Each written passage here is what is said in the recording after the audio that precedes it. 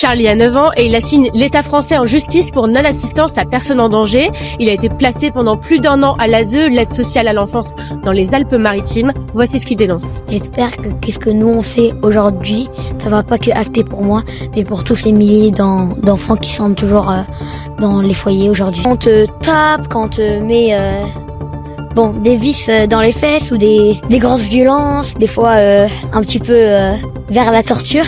Des choses comme ça, vous savez. Il a été déscolarisé pendant plusieurs mois. Il a subi des actes de torture et de barbarie innommables. Retour sur le parcours de Charlie. En 2019, Charlie a 3 ans. Son père, violent, est placé en garde à vue. Un contrôle judiciaire est mis en place. Il est condamné pour des faits de violence 1 an plus tard par le tribunal de grâce. Les parents de Charlie sont divorcés. Son père obtient, par décision de justice en 2022, le droit à des visites médiatisées, dont sous surveillance de professionnels tiers. Charlie refuse de s'y rendre. Son père porte plainte à une dizaine de reprises contre sa mère pour non-représentation d'enfant.